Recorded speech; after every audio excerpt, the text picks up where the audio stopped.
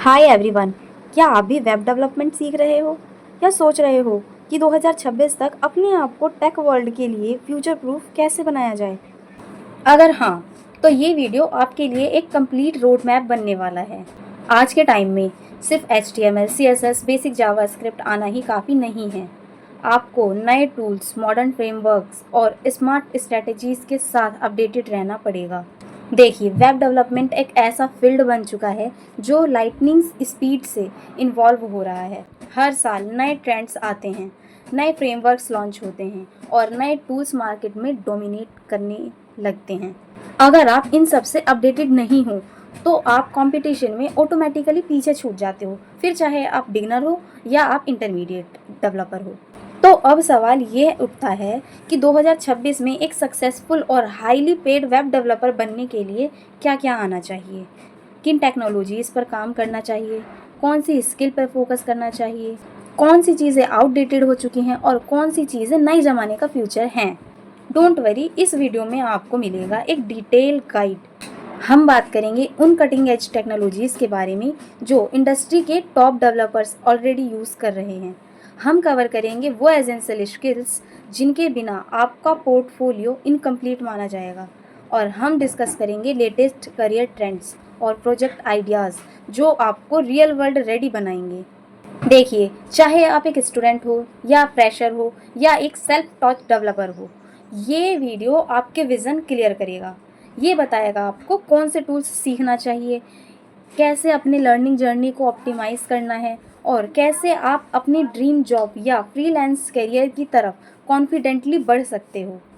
तो वीडियो को एंड तक ज़रूर देखना, क्योंकि ये सिर्फ एक इन्फॉर्मेशनल वीडियो नहीं है, ये एक ब्लूप्रिंट है आपके फ्यूचर वेब डेवलपमेंट करियर का। तो रेडी हो? तो चलो शुरू करते हैं।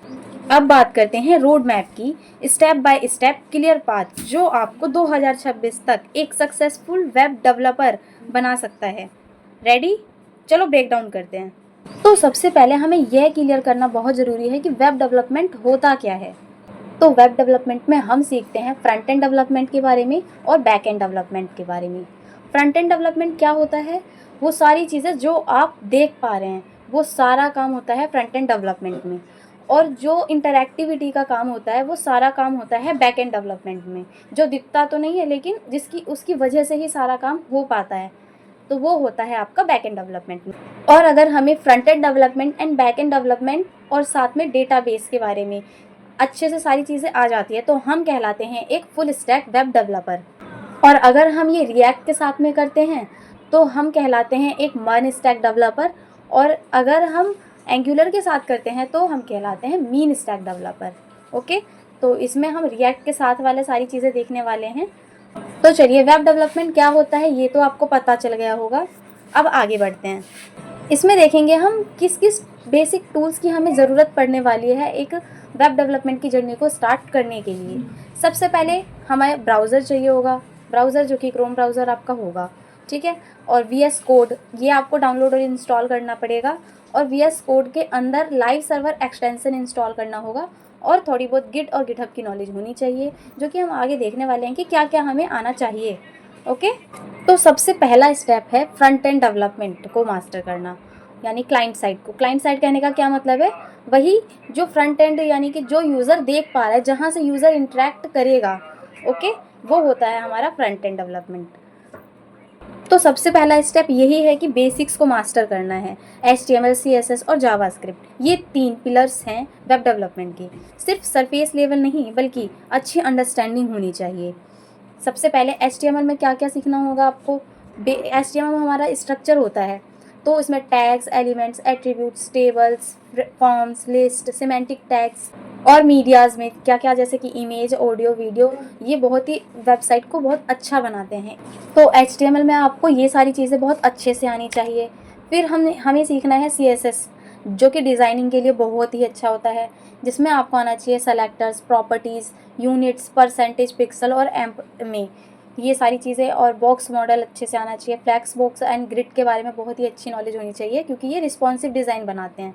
ओके, मीडिया क्वेरीज भी बहुत अच्छे से आना चाहिए रिस्पॉन्सिव डिज़ाइन बनाने के लिए। रिस्पॉन्सिव डिज़ाइन कहने का क्या मतलब है? कि आपका वो टैबलेट में भी चले, फ़ोन में भी चले और डेस्कटॉप पे भी चले बहुत अच्छे से। फिर आना चाहिए आपको जावास्क्रिप्ट, जो कि फंक्शनैलिटी के लिए बहुत ही इंपॉर्टेंट है, जिसमें ये सबसे पहले स्टार्टिंग में आपको variables, data types, loops, conditions, ये सारी चीज़ें पढ़नी होंगी। फिर फंक्शंस, इवेंट्स, डोम मैनिपुलेशंस यानी डॉक्यूमेंट ऑब्जेक्ट मॉडल मैनिपुलेशंस, ये अच्छे से आना चाहिए। एरेज, ऑब्जेक्ट्स, ये सारी चीज़ें आनी चाहिए। ES6+ फीचर्स का मतलब क्या है, जो नए फीचर्स आए हैं, जो नए बदलाव हुए हैं जावास्क्रिप्ट में, वो सारी चीज़ें बहुत अच्छे से आना चाहिए, जैसे कि एरो फंक्शंस हो गया, लेट कॉन्स्ट, ये सारी चीज़ें। ओके।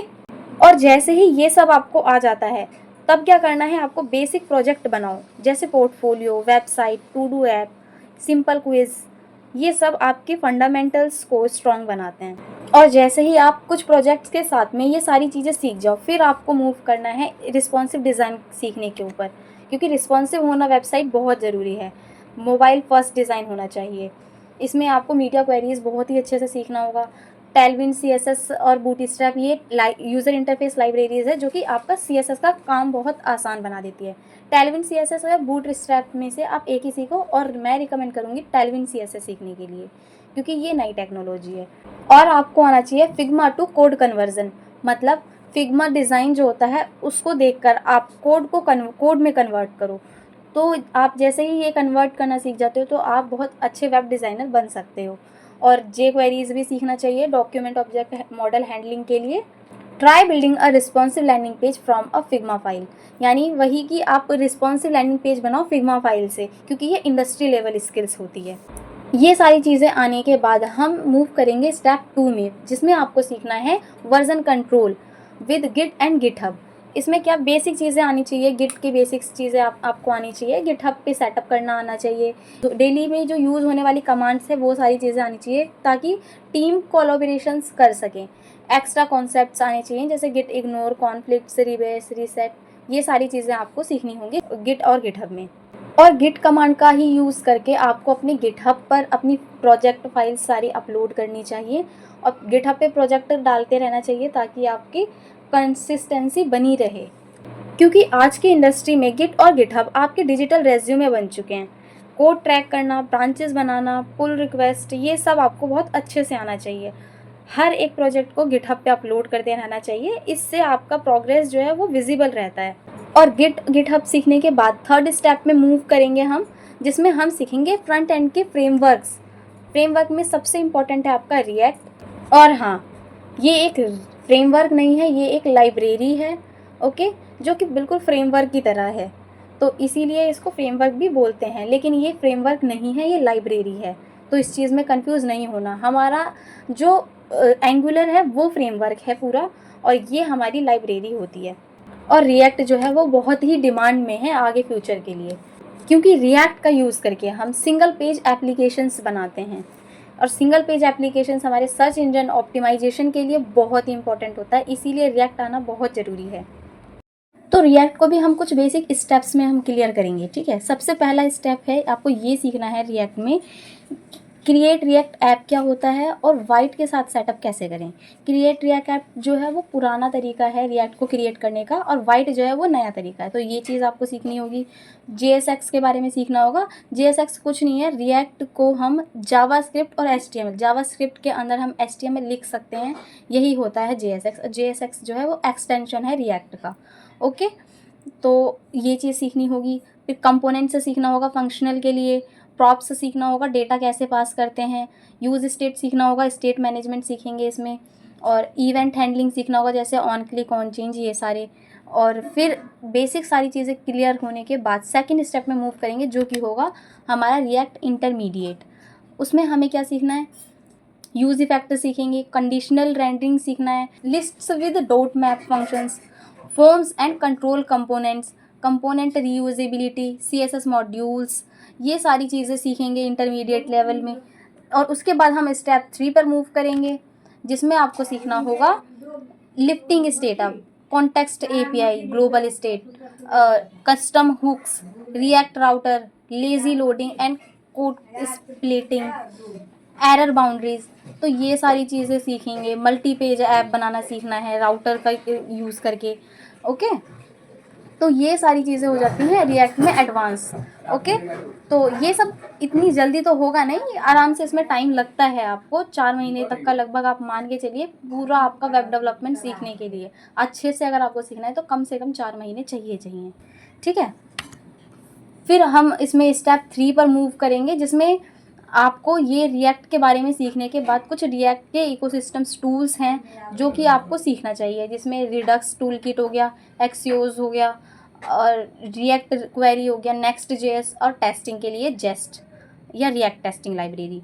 तो ये सारी चीज़ें सीखने के बाद फिर आपको, और ये सारी चीज़ों के साथ छोटे छोटे प्रोजेक्ट्स तो बनाते ही रहना है, फिर आपको पूरा करने के बाद to do app, weather app API का यूज़ करके, blog app with routing, ecommerce front end dashboard with charts, Recharts, ये सारी चीज़ें आपको क्रिएट करनी है। और फिर रिएक्ट के साथ में भी टैलविन सीएसएस का यूज़ करना आना चाहिए बहुत अच्छे से, ताकि हमारा यूज़र इंटरफेस जो है वो बहुत ही अच्छा दिखे और क्लीन एंड फास्ट यूआईज क्रिएट करना सीख सकें। और ये सारी चीज़ें जैसे ही आपको आ जाएंगे तो आप बन चुके हैं फिर एक फ्रंट एंड डेवलपर। ओके, अब हम इसके बाद जो नेक्स्ट स्टेप में मूव करेंगे वो होगा हमारा स्टेप 5, बैक एंड की नॉलेज लेने के लिए। बैक एंड की नॉलेज होनी भी बहुत ज़रूरी है, जिसमें आपको नोड जेएस और एक्सप्रेस ये सीखना होगा, जो कि सर्वर साइड होता है। सर्वर साइड मतलब कि जहाँ से आपका डेटा फ्रंट एंड के पास जाता है। तो इसमें आपको नोड जेएस की बेसिक नॉलेज क्या क्या होनी चाहिए, जैसे नोड को इंस्टॉल करना, प्रोजेक्ट को सेटअप करना, modules, custom modules, package dot JSON के बारे में अच्छे से सारी जानकारी पता होना, ये सारी चीज़ें नोड जेएस के बेसिक्स में सीखनी है। फिर उसके बाद एक्सप्रेस जेएस स्टार्ट करना है, जिसमें आपको एक्सप्रेस को इंस्टॉल करना सीखना है, फिर सर्वर क्रिएट करना सीखना है, ऐप डॉट गेट क्या होता है, app dot post, app dot patch, ये सारी चीज़ें, पैच पुट, क्रड ऑपरेशन से सारे आपको इसमें सीखने होंगे। ठीक है, use of request and response, इन सब मिडलवेयर्स के बेसिक यूज़, ये सारी चीज़ें सीखनी होंगी स्टेप 2 में आपको। और फिर इसके बाद रियल वर्ल्ड एपीआईज क्रिएट करने होंगे, जिसमें rest API, क्रड operations, URL params and query params क्या होते हैं ये सीखना होगा, पोस्टमैन क्या होता है, टेस्टिंग के लिए होता है, ये सीखना होगा, जेसोन से डेटा सेंड करना, रिसीव करना, ये सब सीखना होगा। और फिर ये सारी चीज़ें सीखने के बाद हम डेटाबेस के बारे में सीखेंगे, जिसमें होगा मोंगोडीबी। तो डेटाबेस के साथ इंटरेक्ट करने के लिए हम मोंगोडीबी सीखेंगे, जिसमें मोंगोस को इंस्टॉल करना सीखना होगा और उसको सेटअप करना सीखना होगा। मोंगोडीबी एटलास्ट यानी क्लाउड डेटाबेस क्या होता है, स्कीमा मॉडल, ये सब क्या होते हैं, मोंगोडीबी के साथ में क्रड ऑपरेशंस कैसे करते हैं, ये सब चीज़ें सीखेंगे।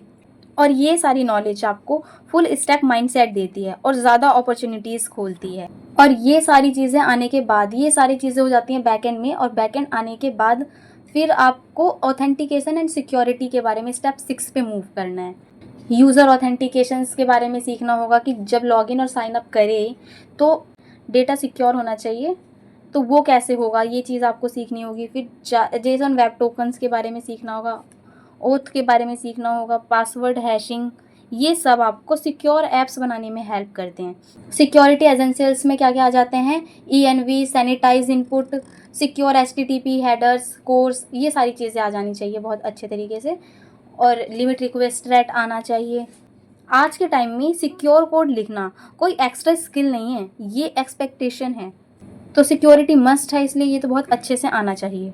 और ये सारी चीज़ें जैसे ही आपको आ जाएं, तब डिप्लॉयमेंट एंड डेवऑप्स के बेसिक्स पर आपको मूव करना है, जिसमें देखिए आपको ऐसा तो नहीं है कि आपकी सारी फाइल्स जो हैं वो लोकल सिस्टम पर ही रहेंगी, वो लाइव होंगी।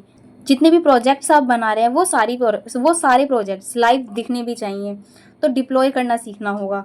तो डिप्लॉय करने के लिए नेटलीफाई पार्सर है फ्रंट एंड के लिए, जिसमें आप सभी तरह के अपने जितने भी प्रोजेक्ट बनाए होंगे, रिएक्ट होगा, HTML, ये सारे प्रोजेक्ट आप अपने अपलोड करेंगे इसमें। ठीक है, ऑटो डिप्लॉय गिटहब के साथ ऑटो डिप्लॉय करना सीखो। फिर इसमें सेट एनवायरनमेंट वेरिएबल से सीखना है। और बैकएंड के लिए आपको रेंडर और रेलवे पे पुश करना होगा अपना सारा गिटहब का कोड, और कनेक्ट करना होगा रेपो को विद होस्टिंग प्लेटफॉर्म्स के साथ, जैसे कि add.env variables online, MongoDB atlas for cloud database के लिए। ओके, अब फ्रंट एंड और बैक एंड दोनों ही प्रोजेक्ट आपका डिप्लॉय हो जाएगा। तो डिप्लॉयमेंट होने के बाद कंटिन्यूअस इंटीग्रेशन एंड CD यानी कि कंटिन्यूअस डिप्लॉयमेंट, इन सब का बेसिक आइडिया लेना है। NPM टेस्ट और जेस्ट का यूज़ करके डिप्लॉय करने से पहले टेस्ट करना चाहिए। यूज़ करना है आपको separate dev and main branches, यानी कि जो आपका अपलोड हो चुका है मेन ब्रांच जो है वो आपका अलग होना चाहिए और जो डेवलपमेंट में है वो ब्रांच अलग होना चाहिए। तो ये सब कैसे करना है, ये चीज़ सीखनी होगी। और फिर यहाँ तक सारी चीज़ें करने के बाद स्टेप 8 में मूव करेंगे, जिसमें रियल वर्ल्ड प्रोजेक्ट्स बनाना होगा और पोर्टफोलियो बनाना होगा, जिसमें ई कॉमर्स वेबसाइट्स बना सकते हैं आप, ब्लॉग प्लेटफॉर्म्स बना सकते हैं, टास्क मैनेजर बना सकते हैं, चैट ऐप्स बना सकते हैं वेब सॉकेट्स का यूज़ करके। ठीक है, ये सारी चीज़ें एकदम अच्छे से करने के बाद इन सारे प्रोजेक्ट को डिप्लॉय कर देना है अपना। फ्रंट एंड के लिए वही नेटलीफाई या वार्सल, और बैक एंड के लिए आप रेंडर या रेलवे का यूज़ कर सकते हैं। ठीक है, और फिर एक पर्सनल पोर्टफोलियो ज़रूर बनाएं जिसमें आप ये सारे प्रोजेक्ट्स को भी दिखाएं कि ये सारी चीज़ें आपने बनाई हैं, और उसमें गिटहब का भी लिंक दो।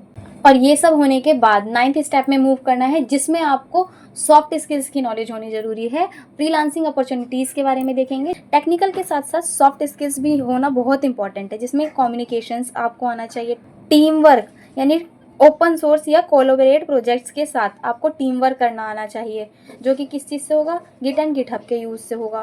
फ्रीलांसिंग प्लेटफॉर्म्स जैसे कि फिवर, अपवर्क, लिंक्डइन, इन सब पे प्रेजेंस रहना चाहिए, और अपने गिटहब पे कंसिस्टेंटली कंट्रीब्यूट करते रहना चाहिए, क्योंकि रिक्रूटर्स आपके स्ट्रीक देखते हैं। और यहाँ पर भी अभी ये ख़त्म नहीं होता, क्योंकि आज के वेब डेवलपर्स सिर्फ रिएक्ट तक लिमिटेड नहीं हैं, आगे की चीज़ें भी सीख रहे हैं। तो क्या क्या, जैसे कि टाइप स्क्रिप्ट, नेक्स्ट JS 14 जिसमें ऐप राउटर और सर्वर एक्शंस सीखेंगे। ठीक है, AI के साथ वेब डेवलपमेंट इंटीग्रेशंस सीखना होगा, प्रोग्रेसिव वेब एप्स बनाना होगा, और Web3 के बारे में सीखना होगा। ऑप्शनल है बट बहुत इंपॉर्टेंट भी है। देखिए, टेक दुनिया जो है वो कॉन्स्टेंटली इन्वॉल्व हो रही है, तो लर्निंग माइंडसेट आपको बनाए रखना होगा। तो ये था आपका कंप्लीट रोड मैप, बिगिनर से लेकर जॉब रेडी डेवलपर बनने तक का। आप किस स्टेप पर हैं, आप कमेंट करके बताइए। अगर आपको ये रोड मैप पसंद आया हो तो लाइक करें, शेयर करें और सब्सक्राइब करना मत भूलिए, ताकि हम और भी वैल्यूएबल कंटेंट इसी तरह से ला सकें।